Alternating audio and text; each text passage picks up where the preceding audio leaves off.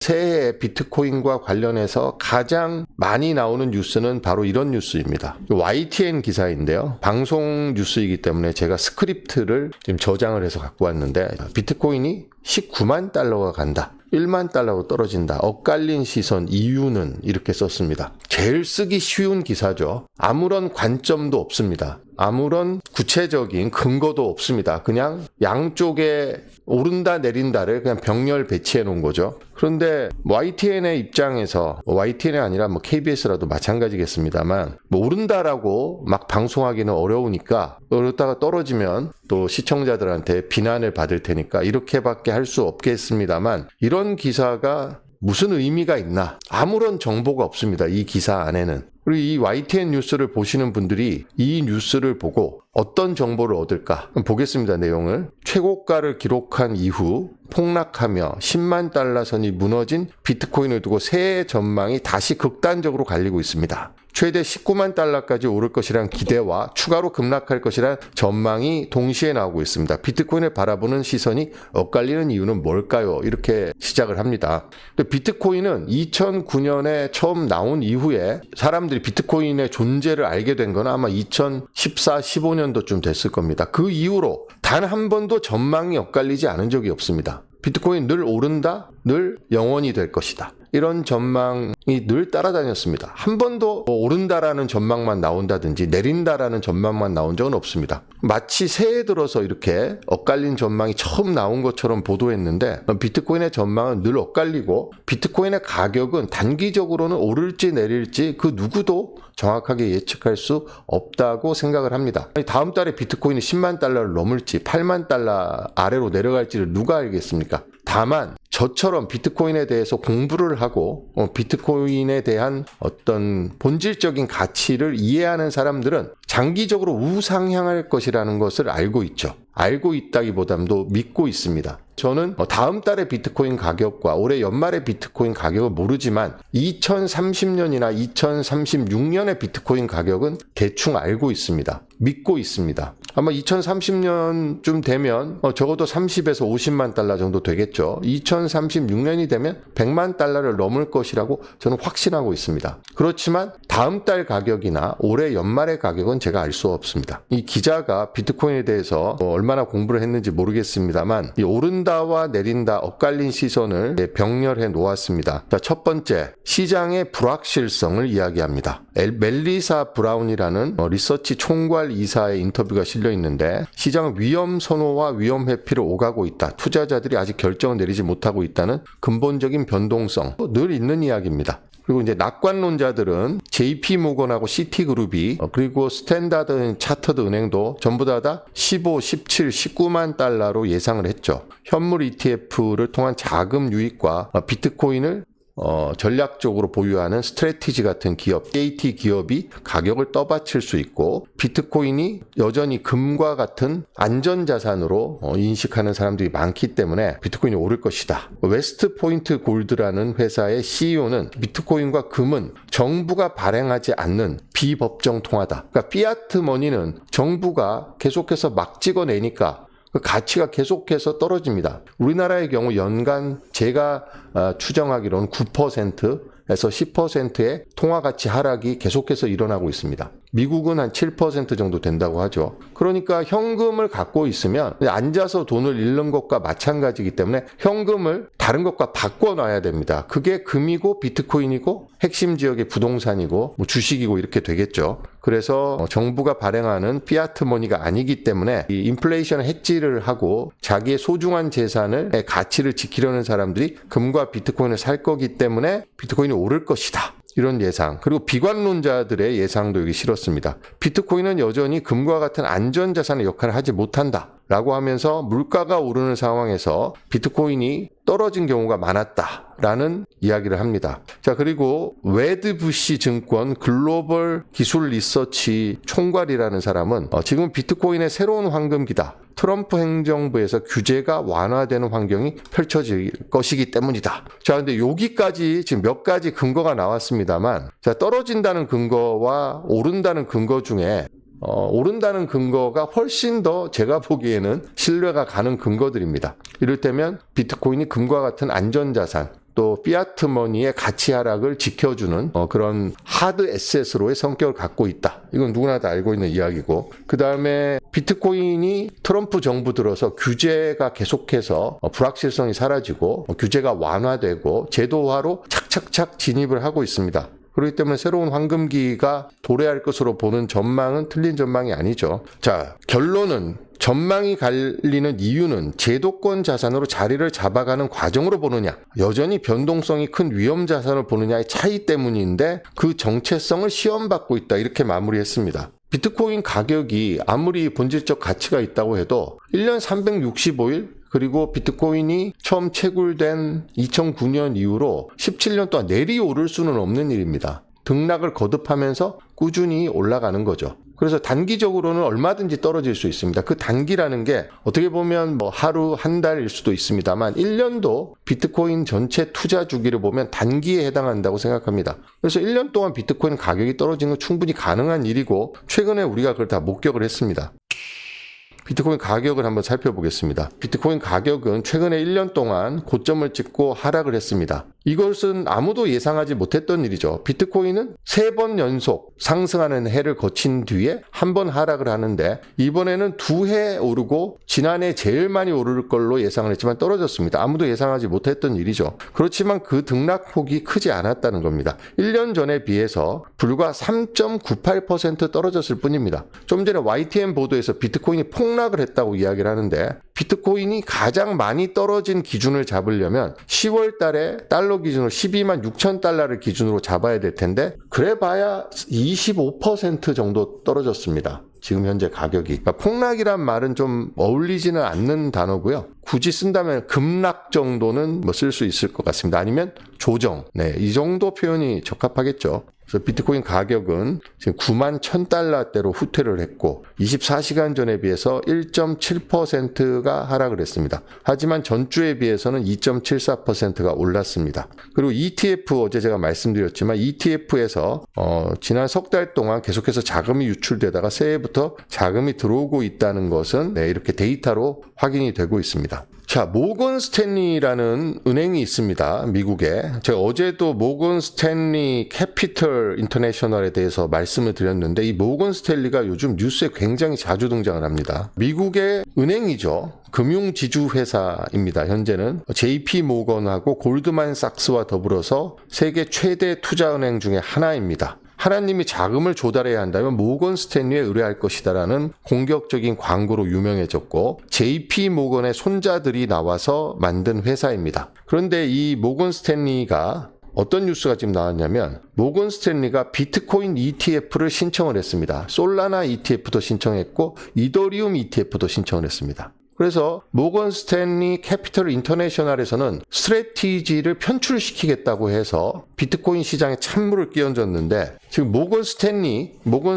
캐피털 인터내셔널은 모건 스탠리의 자회사입니다. 그런데 모회사인 모건 스탠리는 지금 비트코인 ETF를 출시를 하겠다고 미국 증권거래위원회에 신청을 했습니다. 그러니까 참 모순된 행동이죠. 지금 시장 전문가들은 모건 스탠리의 비트코인 ETF 신청이 역대급 호재다, 이런 평가를 내놓고 있습니다. 뱅크 오브 아메리카도 지금 비트코인 출시를 검토하고 있고, 모건 스탠리가 이미 신청을 마쳤습니다. ETF가 SEC의 승인을 받게 되면 모건 스탠리가 고객의 돈으로 비트코인을 현물을 매수하는 그런 대열에 동참하게 되는 거고, 그러면 비트코인으로 돈이 더 많이 들어오는 그런 호재가 되겠죠. 그래서 모건 스탠리의 비트코인 ETF 신청을 역대급 호재다라는 분석을 하고 있습니다. 그래서 지금 비트코인이 제도권으로 속속 진입을 하고 있다라고 하는데, 이런 것들이 전부 다 제도권 진입의 중요한 이정표가 되는 뉴스들입니다. 블랙록은 2024년 1월에 비트코인 ETF를 신청을 해서 최초로 승인을 받아서 출시를 했습니다. 모건 스탠리는 블랙록에 2년 뒤처진 거죠. 여기 보면 모건 스탠리가 자체 자산관리 채널을 통해서 아직 비트코인 시장에 진입하지 않은 막대한 미개발 수요를 확인했다. 그러니까 부자들이 돈을 투자를 해야 되는데 자산가들이 돈을 투자를 해야 되는데 투자할 데가 없다. 현금으로 갖고 있으면 매년 돈의 가치가 하락하기 때문에 어디다 투자를 해야 되는데 부동산, 주식, 금, 그 외에 뭘 투자를 해야 되느냐. 모빌리티가 탁월한 비트코인에 투자를 하면 좋겠다. 라고 생각하는 사람들이 늘어나는 거죠. 모빌리티는 공간의 모빌리티도 있고 시간의 모빌리티도 있습니다. 공간의 모빌리티는 미국 사람이 한국에 금덩어리를 들고 올 수는 없잖아요. 달러 현금을 들고 오기도 어렵습니다. 외화 반출 금지가 되기 때문에. 근데 비트코인을 들고 오는 거는 굉장히 쉽죠. 일도 아닙니다. 그리고 시간의 모빌리티는 자산가가 재산을 후손에게, 자식에게 물려주려고 할 때 비트코인으로 물려주면 아주 모빌리티가 탁월하죠. 금덩어리로 물려주면 금덩어리는 보관을 해야 되고, 그런데 금 보관 증서로 물려주면 그것은 좀 불안하죠. 그렇기 때문에 만약 전쟁이라도 일어나거나 그 금 보관 증서를 발행한 기관에서 무슨 대규모 부정이 벌어지거나 사기가 벌어지면 금 보관 증서가 휴지 조각이 될 가능성도 배제할 수 없습니다. 그러니까 제일 좋은 건 현물금을 보유하는 것일 텐데 현물금은 모빌리티가 굉장히 떨어지죠. 비트코인은 공간적 모빌리티와 시간적 모빌리티가 탁월하기 때문에 그런 수요를 모건 스탠리가 지금 확인을 했고, 이러면 부자들에게 내가 비트코인을 팔 수 있을 것 같아. 그래서 모건 스탠리가 뒤늦게 블랙록에 2년 뒤, 2년 이제 승인받고 출시하려면 또 몇 달 걸릴 테니까 한 2년 반 정도 뒤처지게 되겠네요. 그래서 이것을 역대급 호재로 지금 보고 있다. 이런 분석입니다. 모건 스탠리는 비트코인 ETF를 출시하기 위해서 신청서를 제출했는데 모건 스탠리의 자회사인 모건 스탠리 캐피털 인터내셔널은 스트래티를 퇴출시키겠다. 디지털 에셋 트레저리 기업을 모두 퇴출시키겠다고 했다가 갑자기 철회를 했습니다.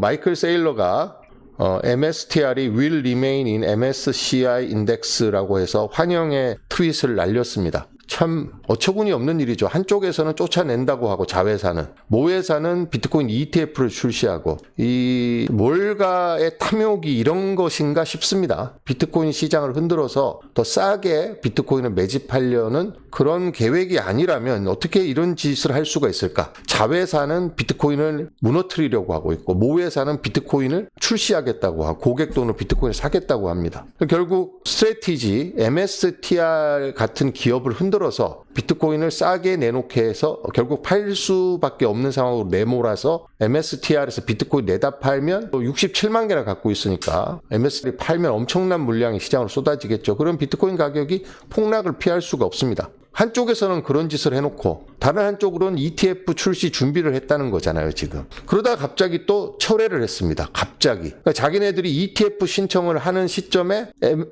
MSCI, 모건 스탠리 캐피털 인터내셔널의 인덱스에서 제외를 하는 건 모순적이기 때문에 실컷 지난 석 달 동안 흔들어 놓고 갑자기 퇴출을 철회시켜버렸습니다. 본인들의 비트코인 ETF 신청하고 너무나 상반된 결정이기 때문에 철회를 해서 일단 모양새는 불일치, 모순적인 모양새는 지금 해소를 했습니다만, 그럼 지난 석 달 동안 얘네들이 한 짓이 뭐냐? 이걸 생각하면 짜증이 나지 않을 수가 없습니다. 지금 스트레이티 주가가 그러니까 올랐죠, 지금. 여지껏 흔들어갖고 주가를 떨어뜨리고 비트코인 가격 떨어뜨리고 해놓고 이제 와서 갑자기 철회를 해버리니까 MSTR의 주가는 올랐습니다. 이것 때문에 난리였습니다. 어제 MSCI에서 비트코인 퇴출을 철회하면서 블룸버그가 긴급 뉴스를 타전하고 어제 하루 종일 난리도 아니었습니다, 지금. 이 난리를 치고 결국 없던 일로 해버렸습니다. 일각에서는 MSCI가 지수 편출은 일단 철회를 했지만 MSTR이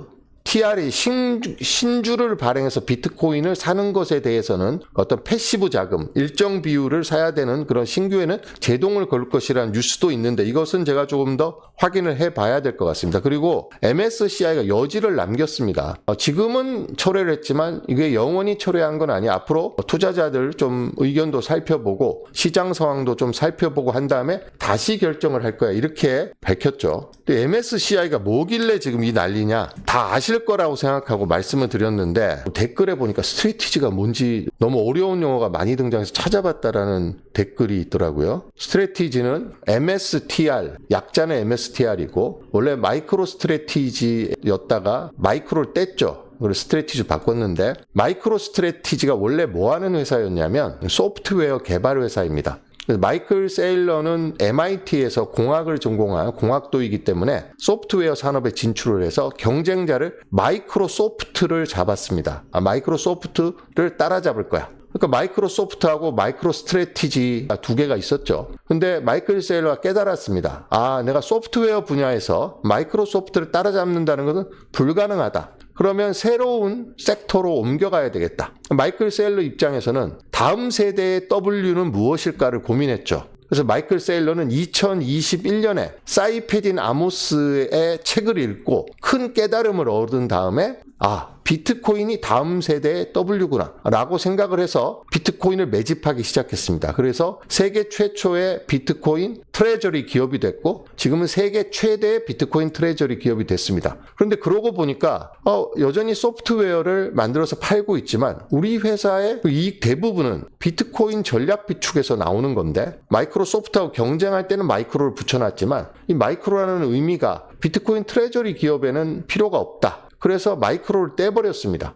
그래서 스트래티지가 된 거죠. 그렇지만 회사의 약자는 여전히 MSTR을 쓰고 있습니다. MSCI 지수는 모건 스탠리 캐피털 인터내셔널에서 발표하는 글로벌 주가 지수인데 미국 펀드의 95%가 이 지수를 벤치마크로 삼을 만큼 영향력이 큽니다. 특정 종목이 MSCI에 편입이 되면 패시브 자금이 자동적으로 유입이 됩니다. 이 지수에 들어가면 자동적으로 주식을 사는 거죠. 그렇기 때문에 주가가 오르고 기업 가치가 상승을 합니다. 근데 이 MSCI가 지금 2월, 5월, 8월, 11월 4차례에 걸쳐서 재조정을 합니다. 일부는 편입시키고 일부는 편출을 시키는 거죠. 그런데 MSCI가 2월 달에 포트폴리오 재조정 때 다른 상품이나 서비스가 아닌 디지털 에셋, 즉 암호화폐, 비트코인이나 이더리움, 솔라나 같은 이런 암호화폐를 주로 취급해서 회사의 이익을 추구하는 이런 회사, 그 비중이 50%가 넘는 회사는 이거는 정상적인 기업이 아니니까 MSCI 지수에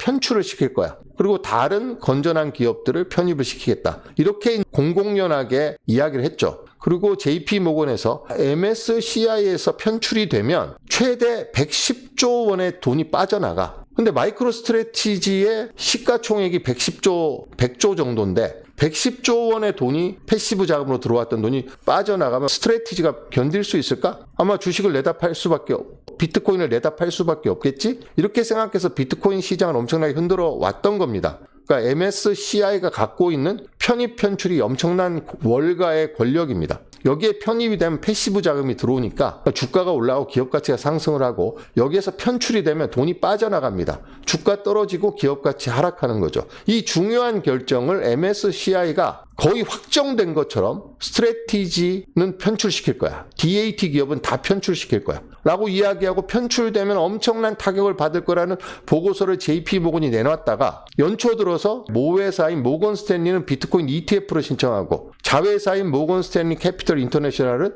편출 뉴스는 없었던 걸로 하자 일단. 좀 더 볼게. 라고 해서 입장을 180도 바꾼 겁니다. 이러니까 월가가 비트코인 갖고 장난을 쳤다라는 이야기를 들을 수밖에 없는 거죠. 갖고 놀았다고 생각합니다, 저는. 지금 한국도 지금 이 신흥시장에 있는데 이 선진시장에 들어가지 못해갖고 지금 난리입니다, 난리. 그만큼 MSCI가 굉장히 중요한 벤치마크 지수인데 이걸 갖고 지금 협박을 지난 석 달 동안 하다가 철회를 한 겁니다. 그래서 어제 이 관련 뉴스가 아마 블룸버그에서 긴급 뉴스로 속보가 나오고 스트래티지 주가는 다시 올라가고 이런 소동이 벌어졌습니다. 처음부터 MSCI가 시장의 상황과 투자자들의 반응을 좀 더 지켜보고 결정할 일이면 그 뉴스를 그렇게까지 많이 흘릴 필요가 없었습니다. 거의 확정된 것처럼 계속해서 흘렸거든요. 그래서 우리 같은 일반인들은 월가의 조작에 자기가 비트코인에 대해서 공부를 해놓고 어떤 확고한 철학을 갖고 보유하고 있지 않으면 이런 뉴스에 놀아나게 돼 있습니다.